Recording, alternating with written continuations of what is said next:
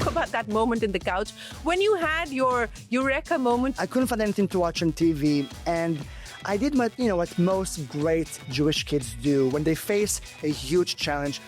I went to my mom. That sounds like India, by the way. We go to our moms here as well, and particularly Indian men. Let's talk about the big inflection point, which was around 2012, 2013 for Taboola. Right. 3 times I faced a moment when we just have the money for about a month. I find myself in Sand Hill Road, and I'm meeting 30 of the best investors in the world. They all said no. And I met this one more investor, and I told them I need $1.5 million to launch an advertising model.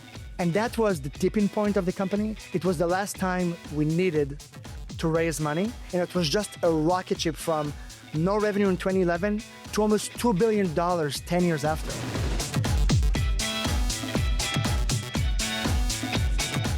How Taboola is very different from Google ads or from Meta ads, etc. You're a startup. You want to find clients. It's easy to buy Google. It's easy to buy Facebook. It's uniquely complicated to buy the open web. So our purpose is to try to bring the power of the walled garden, like a Facebook or Google, to the rest of the world, the open web. It's increasingly difficult for publishers to exist in this era where platforms like OpenAI and so on and so forth really have the control. You're saying you're our friend, right? Best friend you got. As opposed to all these guys, I have no other business. My only business is open web succeeding. You win, we win. You fail, we fail.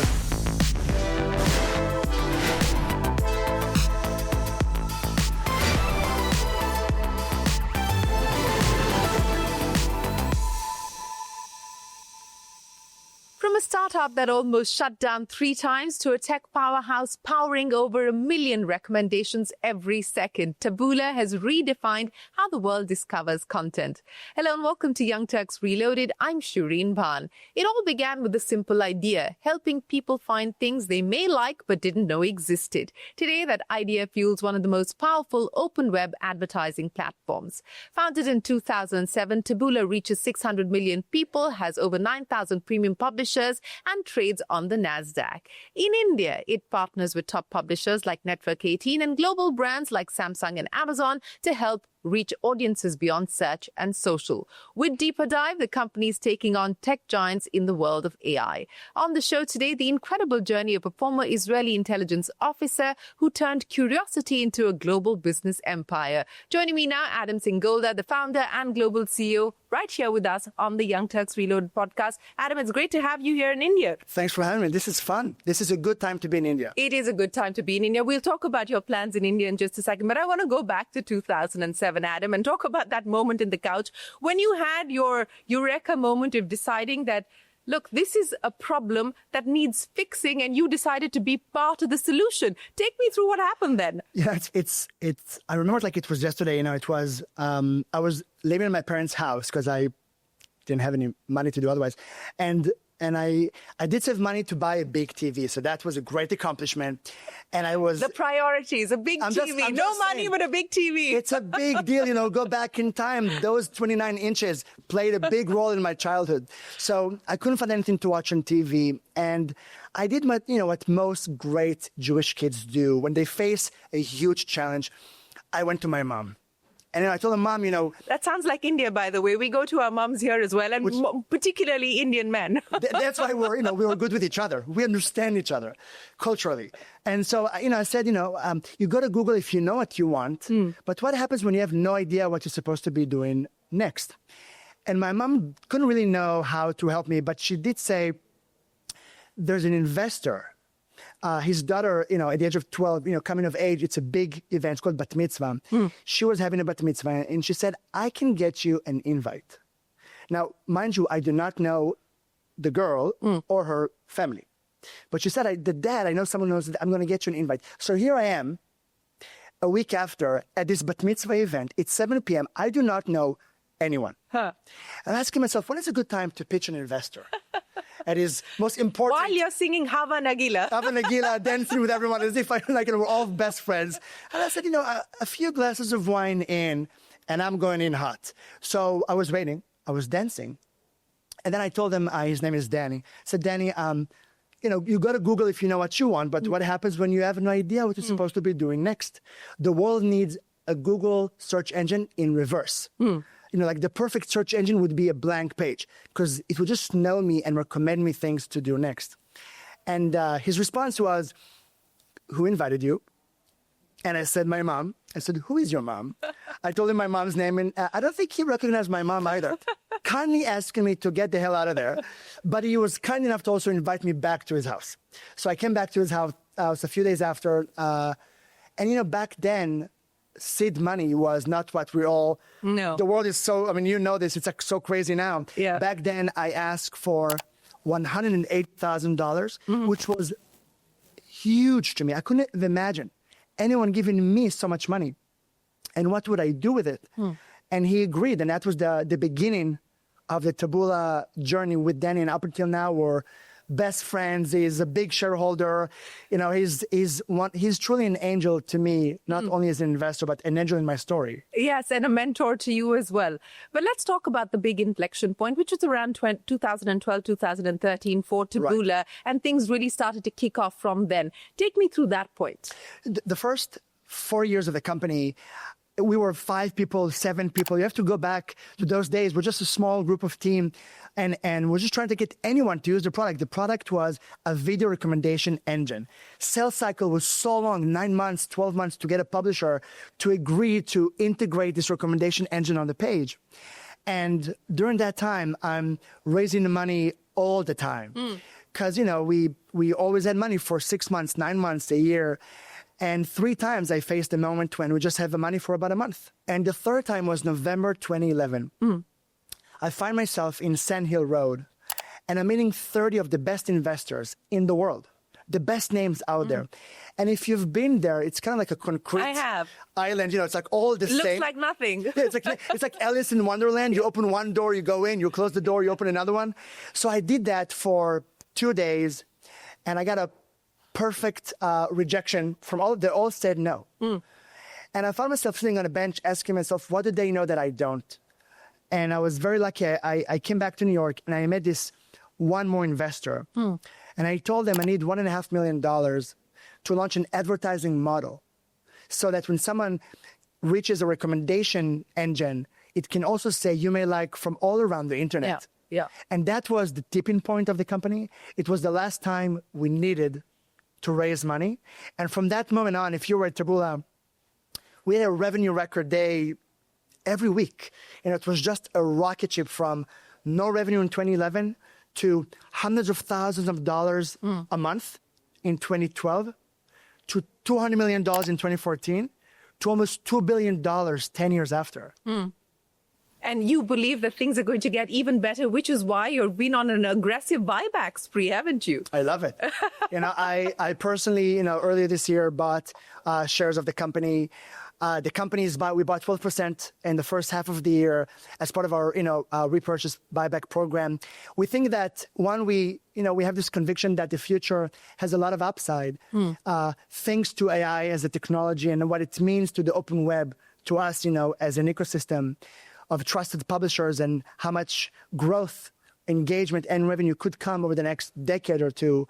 And we think, there's the best buy we can have. Yeah, well, let's talk about this growth opportunity that you speak of. And for the benefit of all of our viewers, explain to us how Taboola is very different from Google ads or from Meta ads, etc., because you're basically looking at the open web. They're not. If we oversimplify this, think of the world as 3 different areas of consumers. You're either searching, because you have high intent, you want to find something. That's when you go to a Google or ChatGPT. You're either browsing, you have no special intent, you're on Instagram or TikTok in some countries, and you're just scrolling through, you have no specific intent. Or you're in a consideration mode. You want to get educated on something, you're watching a CNBC episode, you're reading about something you care about, you're curious. It's this curiosity graph, and that's the open web. It's all the publishers, sports, national sites, commerce, entertainment, finance, healthcare. And that's referred to as open web. It's everything outside of search and social. And today, for advertisers, if you think about a small business, you're a startup, you want to find clients, it's easy to buy Google. You go there, you can put $5,000, $10,000, and just try to see if you can get clients. It's easy to buy Facebook. You can go and put $5,000, $10,000 and see what happens. It's uniquely complicated to buy the open web. Even though it's very lucrative to imagine your ad on a CNBC podcast because it has great passion and great guests and anchor, it's very hard to reach that moment of the open web and do a good job. So our purpose is to try to bring the power of the walled garden, like a Facebook or Google, to the rest of the world, the open web. So it's easy for advertisers to spend, to find success, and then even more importantly, to drive growth to journalism. So we can, get the open web to be rocking and rolling. Talking about powering journalism and bringing the power back to newsrooms and to publishers, because it's increasingly difficult for publishers to exist in this era where platforms like OpenAI and so on and so forth really have the control. So, there are many existential questions here that we need to talk about. Right. So you're saying you're our friend, right? Best friend you got. Best friend. I only win if you. I have, as opposed to all these guys, I have no other business. My only business is open web succeeding. You win, we win. You fail, we fail. So we're as aligned as possible. How do you see this evolving? How do you see the power balance shifting and changing in this AI-driven world with all of these models? You know why I'm very optimistic about this moment in time? I think the biggest, if you think about innovation, so much of innovation is really execution. It's think about classical music we're listening to. We're still listening to Chopin and Bach and Mozart, which was written 200 years ago. Yeah. Because it's really hard to create something so amazingly new. So execution is really, innovation of our times. So when I think about publishers and this moment right now in time, if I told you 2 years ago, let's put AI on every page, let's give consumers access to AI and bring it to the most delicate and important part of an organization, which is the editorial team, I think it would be a difficult conversation, because then there's this tension of what does that mean to the editorial team? How do we use personalization and technology? But now, when consumers are having access to AI on Gemini and ChatGPT and Perplexity, we have no choice. We have to evolve. We have to change. And I think in many ways, search traffic going down, whether Google kills Google or ChatGPT kills Google, the way we know it. Will it kill Google? Will search be killed? That's one of the big existential questions at this point in time. I think Google will try to kill Google as fast as they can because the traditional version of Google, the search engine as we know it, because the birth of Gemini and LLM could mean so much more to them. The value of a query versus the value of a conversation is, I think, 10 to 100x. If I converse with Gemini, it means so much more to Google and to Google's advertisers. And I think that value will translate to publishers. If I can go to CNBC and have a conversation about something I truly care about, I want to take a mortgage. I'm debating about buying a house. I'm debating about my career. These are important questions. It's the reason your show is so important, because you give people access to a variety of opinions, so people that can eventually make their own decisions. Imagine now an LLM could be installed on your publisher and people can have a conversation over multiple days and eventually make an important decision on your site. To me, that is a new internet. And that's why I'm optimistic about publishers thanks to AI. So you're saying that it would be in Google's interest to actually kill search itself in this new internet era? I think as fast as they can. I bet, and I don't know this, if I'm at Google now, I try to kill that leg as fast as I can to grow two new ones. And if we go back, to other companies, when Apple launched iPad, it was counterintuitive. What's going to be the impact on the traditional Mac? Is that going to cannibalize the computer, or is it going to grow the pie? And it grew the pie. A lot of time, innovation is, cannibalizing a piece of you, and instilling that culture of growing the pie. Yeah, but growing the pie significantly. So if I'm Google, I'm saying, oh man, I'm in a conversation with the consumer. Think of what Google generates, about $200 billion a year of search ad revenue. 10 million clients. Big. Let's say that goes down 20, 30%. That's a lot of money. And the evidence is that it's going down very quickly. Let's say it goes down. Pick a number. I would argue that a Gemini query, a conversation on Gemini is worth a lot more than a click to an advertiser. Because eventually you believe it's going to lead to a transaction. Exactly. Transaction versus clicks are going to be the value of the future, which is amazing for small businesses and advertisers too. If I today, my wife has a flower shop. It's really hard to get someone to subscribe to flower business, it's not because she doesn't have an amazing business, it's because the discoverability of her business when she has to compete with social media and who the hell knows what's out there is hard. But imagine now that she doesn't just have to build a funnel with search or deeper dive. She can say, this is the value of a client, get me clients. And then if anyone ever talks about booking an event on Gemini or on deeper dive, and that conversation involves, by the way, do you need flowers for your business? Because if so, here are some articles about flower, things that people have done with flower, and here are some things you should watch and read. And by the way, we have a great deal with this business. Would you like us to introduce it to them? That is killing the funnel and creating transactions that today don't exist. So is she on deeper dive? She's on Abby, Deeper Dive. She's on. How much business have you been able to generate? We can't get into the contribution here, but I will just say she's in our videos. She's our biggest advocate. She's given me very strong feedback about what's working and what's not working. Okay, so let's talk about Deeper Dive, because that's your big bet in a world where we're seeing Grok and Perplexity and ChatGPT. How are you different? So, one, I think there's. Obviously, these companies are direct-to-consumer companies. They're trying to be the next Google, if you will, just in the LLM space. And I think, look, we'll see winners and losers in that world. Obviously, OpenAI is already very successful. Gemini is already very successful, and Grok is very successful.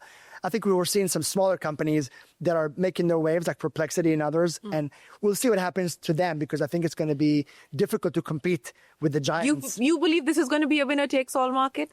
It always is. Look at any other market we know, search, social, computing. We tend to see 2 or 3 companies get most of the market and then the rest. And especially in market when the investment requires billions of dollars of hardware and billions of dollars in foundational models, even if you have one. Remember that some of these smaller companies like Perplexity, it's really a llama reseller. They don't really have their own model. So it's going to be very expensive to compete. And these companies are well-funded and motivated to capture market share.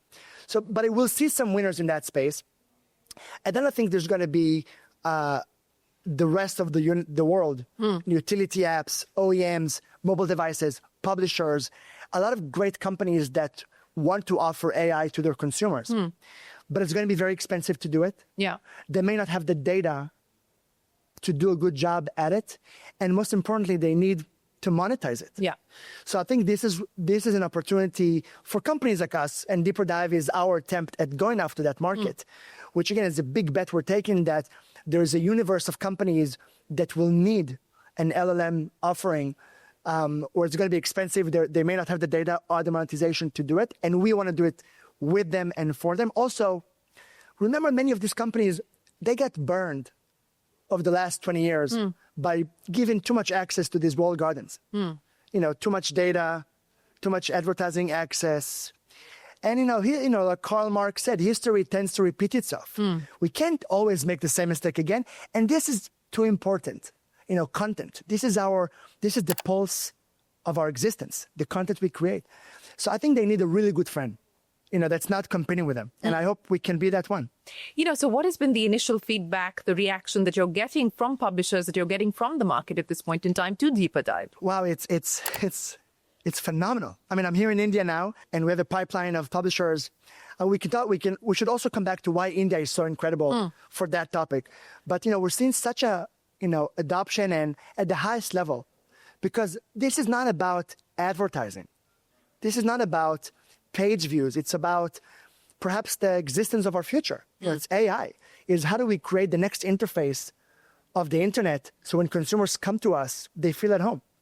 So we've received great feedback, a lot of tough questions. What? If someone asks a question on for you, trust is everything. Yes. What you say, how do you continuously build that trust with consumers is the most important equity that an organization such as yourself has spent 20 plus years building. Yeah. So what happens if the answer is not good enough? So you want to make sure that it's good enough and gets better over time. And we've done a lot of work to try to train those our models to make sure that we interact with tough questions. So that was a lot of work. And then the second, How long did it take for you to be able to get to this point as far as training the models were concerned? about a year plus, we have 500 engineers. We're 2,000 people strong, 500 to 600 people just on the tech front. And then most of them are working on a variety of different AI initiatives. So we had a lot of unique data and AI to bring this to life. So, but Deeper Dive specifically, which is so much fun. It's like my second, startup now. It's I have calls every day with the team. We're like, what's breaking? How is it working? It's really a startup within Taboola, which is part of the fun to be at Taboola. It's like Disneyland for geeks. It's just we get to dream and do, which is fun. So all of this to say that we still have a lot of issues and things, but pipeline is amazing of publishers that will try and launch Deeper Dive, and we have a big roadmap for 2026. But right now, I'm focused primarily on creating the habit, not on monetization, not on all the cool things that can happen over time.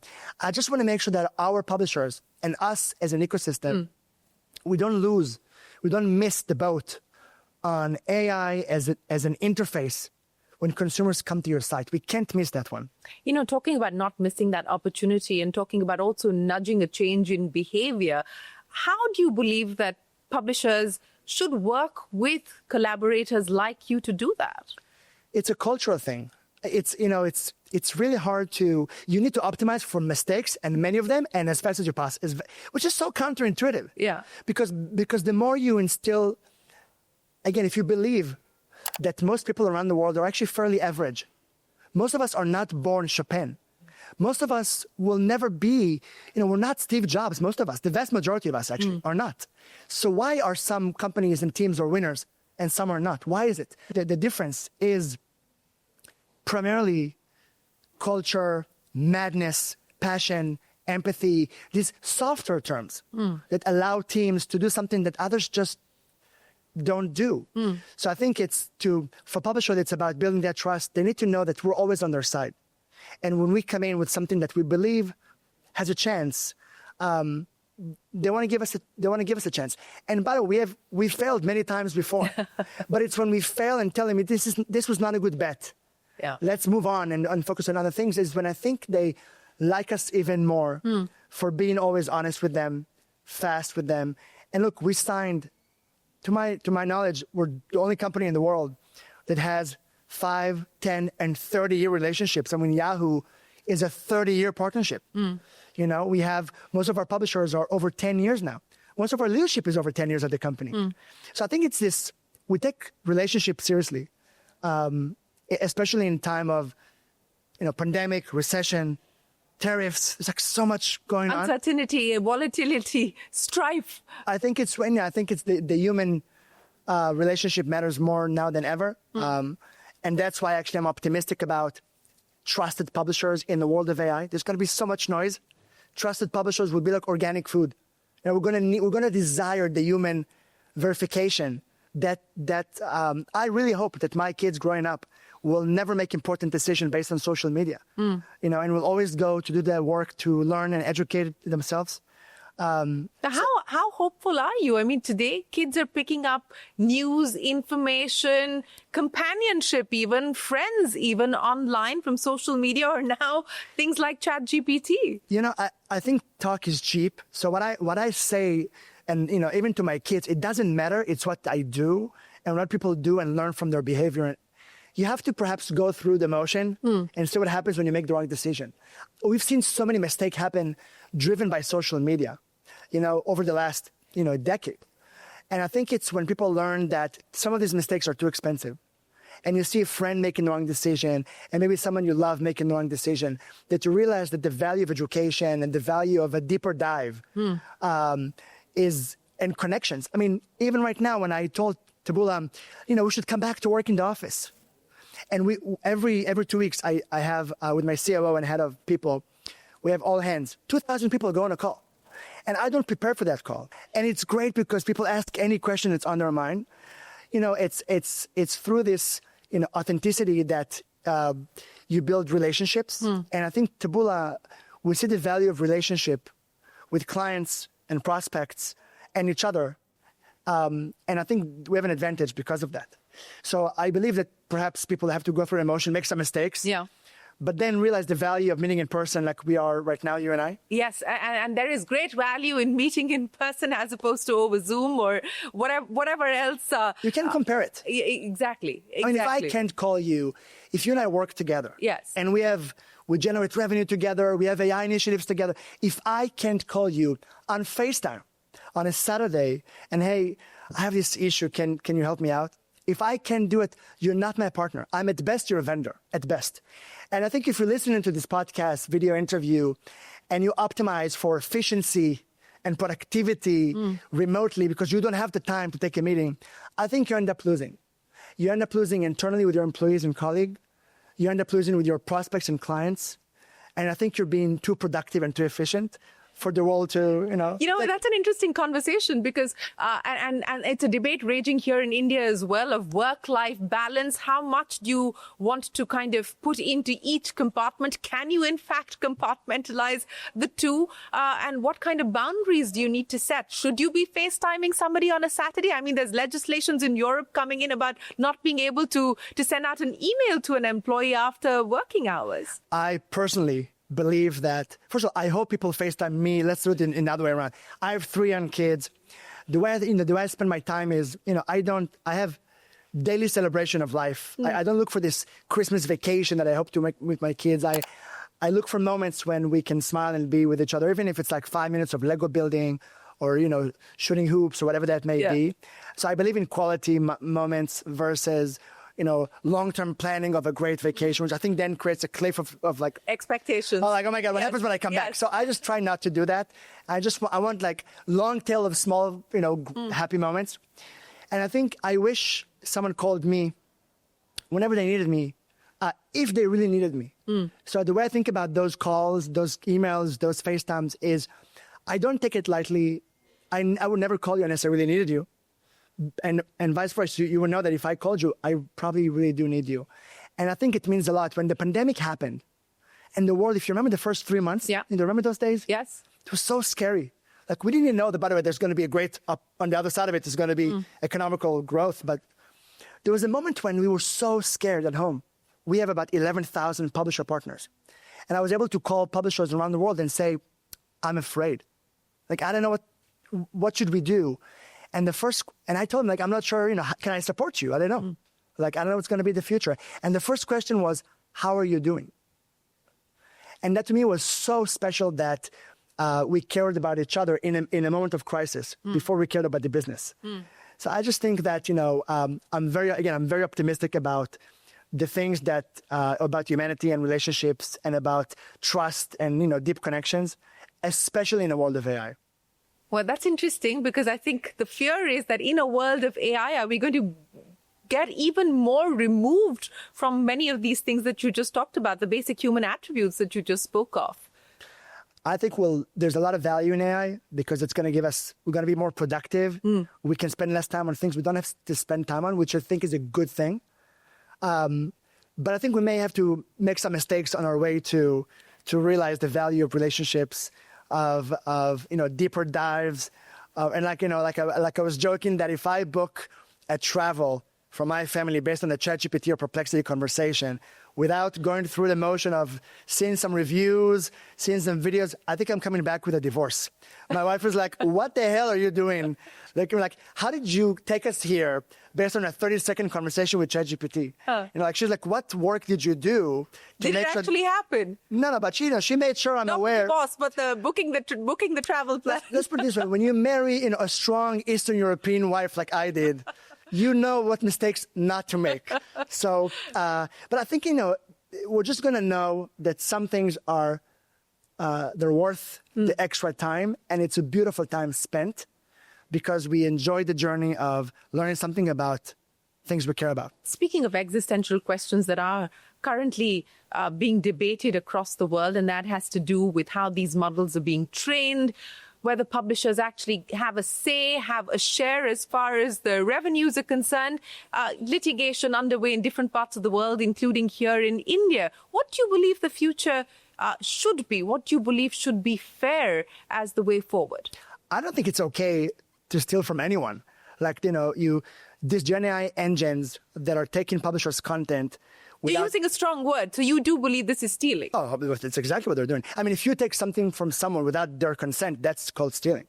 So, but if you do it the second time or third time, that you can't be evil for a long time. You can be evil for a little bit of time, because then you can maybe argue it was a mistake. But if you keep doing the same thing again and again, that's just long-term evilness. And that's not okay. I mean, so I look at those companies, some of them get away with it because they're too big to fight with. But otherwise, the smaller ones, I think, who knows how it's going to end. It's going to be probably a big legal trophy, perhaps, on the other side of it. But it's not okay to take content without agreeing consent. It's not okay to not send traffic back. And look at those tiny little icons. You go to those Gen AI engines, you ask a question, and there's this tiny little gray button that, unless you have a telescope, you can never see it. And the click-through rate is probably 0.1%. That is not called, let's send traffic to the open web and get consumers to learn more. So that's... No one's even clicking on those buttons, right? I'm sure it's less. I mean, I'm sure it's insignificant to non-existence. So you're taking content without consent. You're not sending traffic. You don't pay most, you pay some, right? So I think that is not a recipe for success. So it's going to change. However, history already proven that we can't really negotiate with these tech companies sustainnly. We may get... Yeah, the power balance is completely in their favor. Again, we've seen this before. When search happened, we didn't really know if we're going to get more search or less search. When instant article happened with Facebook about 10 years ago, it was a huge success, then a huge failure, and then it stopped because it was not great for publishers. Hosting a piece of content on Facebook was a problem. So at first we did it because how could we say no? Then we realized we're not getting traffic. Then we realized we're not being paid. Then we sued them. We're pretty much in that phase right now, aren't we? Exactly. And what I hope actually, those Gen AI engines, what I hope they learn, or at least consider, if I want to be humble, because they've done amazing work. I mean, I'm not taking away from the value they created for consumers, for investors, for themselves. Kudos on them. But what I hope they take, if they have a really good friend, like Kendrick Lamar said, sit down and be humble. I never thought we'd have Kendrick Lamar be quoted. You have to include some proper hip hop in this conversation, So if you want to sit down and just be humble, let me just suggest that if there's ever a lesson to be learned from the Metas and the Googles, is that if you can give a lot back, like if you can over-index on giving back to the ecosystem that is building you, you have a better chance to be here forever. But that's not the model. Yet. And I don't know what will change it? What will force them to change the model? I don't know. I mean, I think it's interesting how, big becomes bigger and we never see those decisions made. My guess is that, the companies that are not the OpenAIs will have a much bigger challenge because, again, it's a very expensive business. They may be sued by everyone, and I don't know how that story ends for some of the smaller ones. The OpenAIs of the world, I mean, I am hopeful that there's a lesson to be learned from social media decisions over the last 2 decades, and they will say that content that fuels our engine, those consumers that are coming to us and expect trust, is a leg in that table that we operate. And we have to think about how we support not a few, not a lot, but perhaps everyone. So, and I will tell you, in the absence of them doing it, I intend to do it. So until that happens, if it ever happens, Taboola, as at least in our mind, the Robin Hood of the open web type of thing, we will work extremely hard to make sure that every consumer landing on a publisher gets the best experience so they can converse, learn, and eventually decide on the open web. So this is a David versus Goliath story. I mean, are you ready to play? Oh yeah, I'm all in on underdog stories. I mean, first of all, I love those stories in any case. I'm like Avengers, bring it on, Jedi.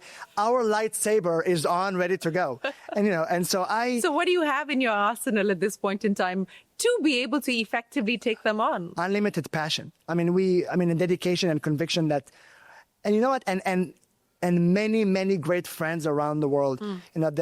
Show me who your friends are, and I'll tell you who you are. And we have 11,000 incredible friends around the world that serves consumers, 600 million of them every single day, and those are our friends. So, it's like Captain America, which is a great cartoon, with your powers combined, I'm Captain America, and so we have great friends, and together we are very strong, so we tend to go in with our friends, with a huge, unique data. Our data as an open web is very unique. Grok has X, so they know tweets. Gemini has search, very unique. Taboola knows the pulse of the internet. We know what India is reading about this very moment. And that readership data fuels our AI engines, so we can create something that is unique to us. It's maybe even is more unique than other engines, because we have this curiosity graph readership data that is unique to our publisher base. So to OpenAI, the internet is flat. They just do content licensing deals, but they don't know this topic is being more read than this topic, and we do. So that is our, hopefully, the differentiation. Yeah, that's our one up over kind of deterministic flat points of view engines. So our go-to-market, your question is, one, we're going to do it with our friends, and a huge advertising ecosystem that is motivated for some that's not Google or Facebook to succeed. And a lot of empathy, passion, conviction, and 2,000 employees strong, working hard. But, let's talk about that advertising ecosystem that you spoke of as well, because that's the other existential question that's being debated. What happens to this advertising ecosystem? What happens to the agency model? Is that, on its way out as well? Historically, every time we had a big tech revolution, usually we've seen growth. Like usually what happens, if you go back about 8 years ago, deep learning was a huge technological revolution on the back of machine learning. And that brought a lot of matchmaking technologies that helped advertisers succeed. Because to succeed in advertising, it's magic. I mean, I have a business and you will find me clients. It's magic. So technology usually helps that matchmaking. So historically, that was a source of growth to advertising economy. And we've seen new generation of agencies. I think right now, the biggest trend is performance advertising. Yeah. The biggest trend is marketers, big and small, are essentially saying in the world of volatility, that we don't really know if the tariffs are going to go up. We don't know if it's going to be a situation in the world. The first thing we stop is top of the funnel branding dollars, because we're not sure what's going to be the ROI, the return on investment. So we lean in on performance advertising channels. And with AI, that is much more available to us.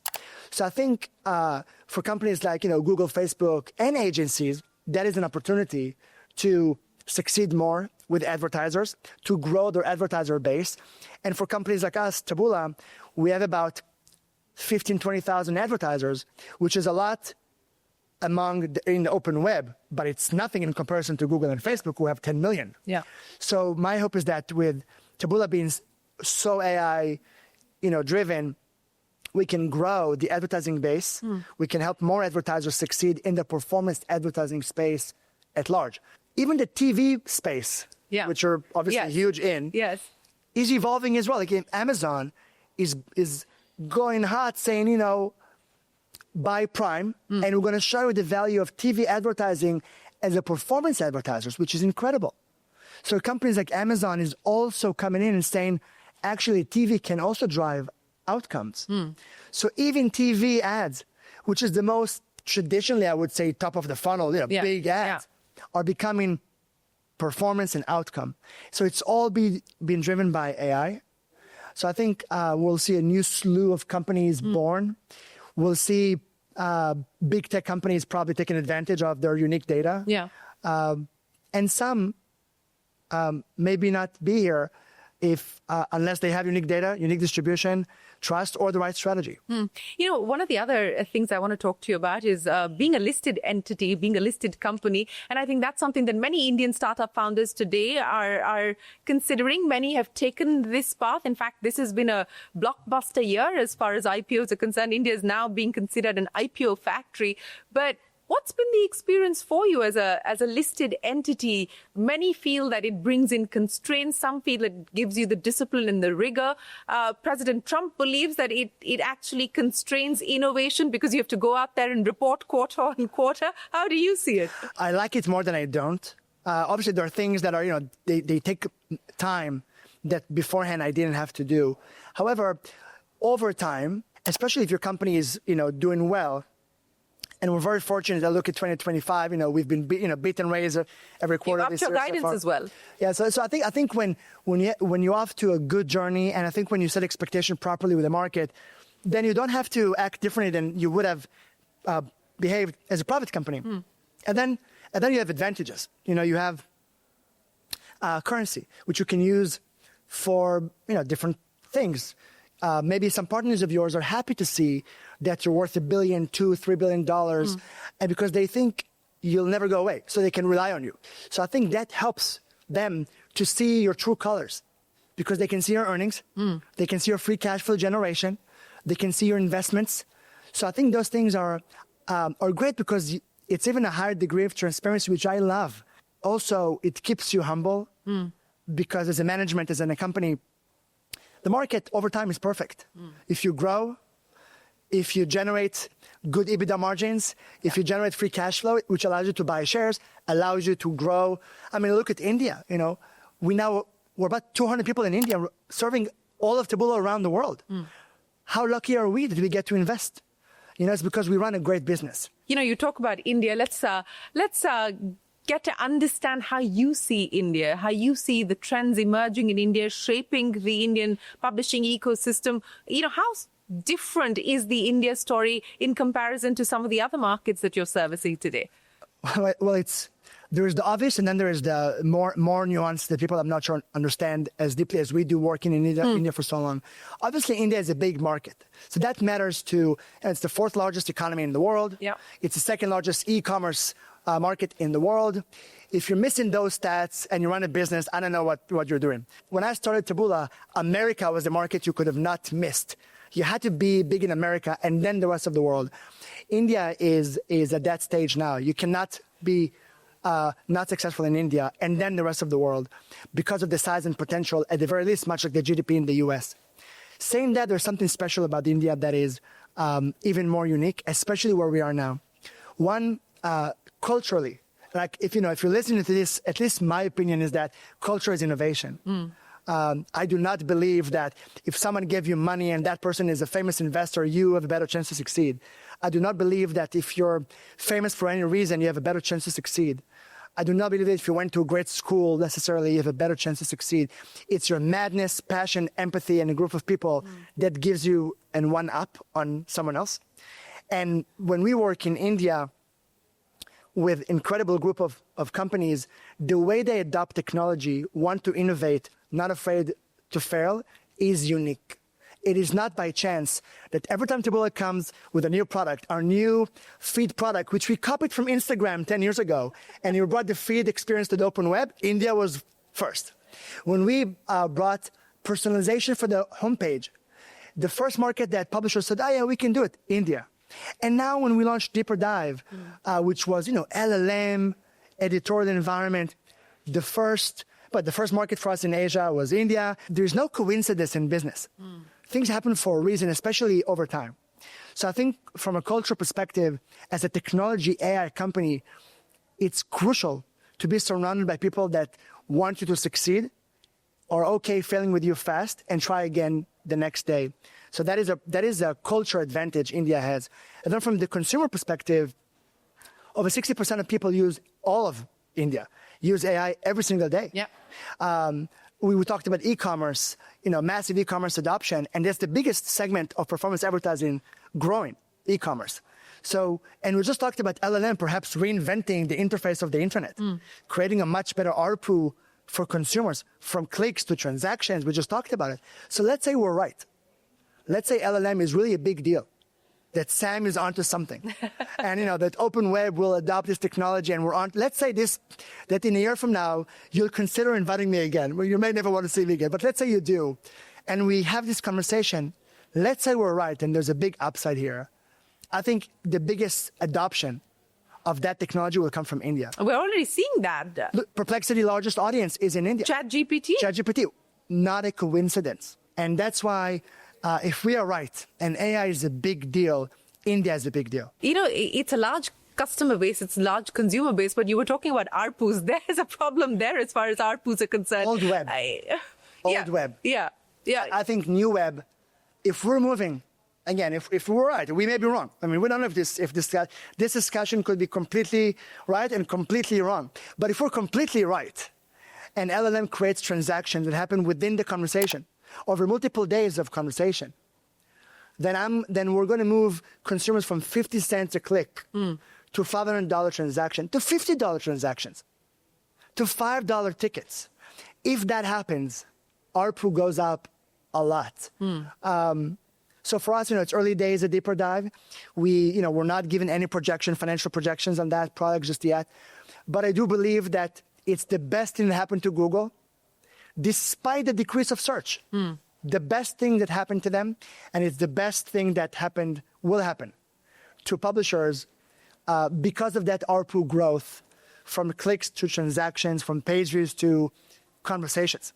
And everybody who's watching ARPU essentially is the average revenue per user. But yes. De-jargonizing that just for the benefit of everybody who's watching. But, I like what you said about culture and innovation. So let me end by asking you about how you've been able to shape the culture of innovation at Taboola. What is it that you would like to share with young founders who are looking at starting up or who are looking at scaling up, more importantly today? What have been the absolute non-negotiables in building out that culture of innovation? It's so obvious that the answer to that has to be around people and culture. If you're so lucky, you'll attract people that are better than you, different than you, push back on you while you push back on them. So together, you're making better decisions. The biggest mistakes I've ever done, growing Taboola from no revenue to about $2 billion in revenue. We make $1 million every 5-6 hours now. The biggest mistakes by far that have cost me my mental health and Taboola was when I got too excited, when I was struck by an executive who has succeeded so much more than I did. And I thought, if only they join me, I will be successful. When I did that, and I skipped the most important part of let's go get a drink together and get to know each other and talk about what do you do when you're not working? Tell me about how do you spend your time with your kids? What do you do for fun? Tell me about a horrible experience that really stuff, just human stuff. When I skipped that because I said, well, why is that even needed? That person succeeded at these big companies. Yeah. I'm so lucky they consider me. It's when I made those decisions when it cost me the most mental break, and it paused us the most. And it was when I took a leap of faith on someone, and they took a leap of faith on me, of someone that was great in a different universe. A rocket scientist, a cyber person. Yeah. Our first head of sales was a chef. And he ran a multi-billion-dollar business. Before that, he used to cook, right? So when you make those decisions, what happens is that when you grow together, you're unbreakable. Together, you're so strong. And our competitors, I think a lot of times made the obvious decision, raised the obvious money, hired the obvious people, LinkedIn-driven profile interviews.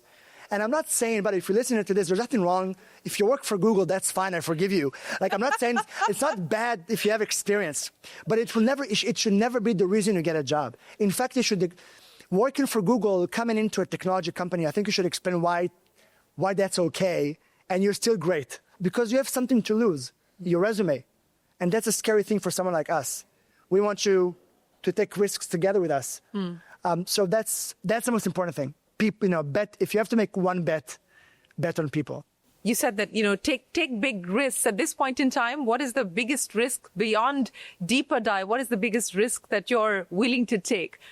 I mean, in general, I'll risk everything for the sake of innovation and growth. I'm not here to pass my time.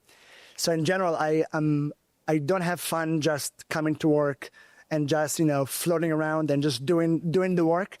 So I try to, take responsible with my team, because I'm fairly optimistic. So I'm lucky to have my team together. We're balancing each other. From here, I'm going to LA for an offsite with the team as we're imagining the future. But in general, I don't want to be just doing the work. I want to think about the biggest impact we could possibly make, take measurable risks, and hope that we're seeing double and triples versus incremental growth. So what is the impact that you believe Taboola can make over the next 5 years? What would make you happy in terms of what you've been able to achieve in the next 5 years? What does that vision board look like? I hope that advertisers can succeed beyond Google and Facebook, and I hope journalism doubles and triples. If Mark Zuckerberg monetized the open web would be 5 times the size, because he's amazing at monetizing and he's great at getting 10 million advertisers, and he's amazing at building technologies. He's not doing it. We're going to do it. So I hope the open web and journalism succeeds in ways we've never seen before, and we'll see birth of new companies that can represent voice that matters in the world of AI and social media. So my hope is that my kids make decisions based on what you say versus TikTok. Well, I certainly hope so. I don't know whether we're going to live in that world or not, but I certainly hope so. More power to publishers and, to those of us who've spent our lives doing what we do. But, you're here in India. I think you've got a bunch of stuff on your playlist that you're enjoying these days. That's Indian, yeah? I'm learning, I was calling my dad. So my dad is a guitar player and I'm an amateur pianist. Mm-hmm. So I called him and I said, you have to listen to this great song that I discovered here. So we started exchanging how to play it in different, should we play it in C chord or G chord or E minor? And this was me at 1 a.m. India time. And there was a piano at the bar, and our head of Asia Pacific was aggressive, kind enough to go to the person managing the bar and said, is it okay if we play one song? And I played it. And you got it right? I think I got it right, but I'm not sure if my team was too nice to me, but it was so much fun. You can't sing it, though. No, you should never see me sing. But next time we do this, we get a piano. Maybe. Who knows? Maybe we should have piano and we can just improvise and play things. Absolutely. We look forward to that, Adam. It's been an absolute pleasure and a lot of fun chatting with you. Thanks so much for dropping into our studios and joining us here on the Young Turks Reloaded podcast. We look forward to more conversation with you, and hopefully we will know in time the answers to those important, complex questions and whether you're on the right side of them or not. But we look forward to having you back in the studio. Thanks very much. With that, it is time for us to wrap up this edition of the Young Turks Reloaded podcast. If you enjoyed the conversation, send us your feedback. We always like to hear from you, from all of us here on the team. For now, goodbye. Many thanks for watching.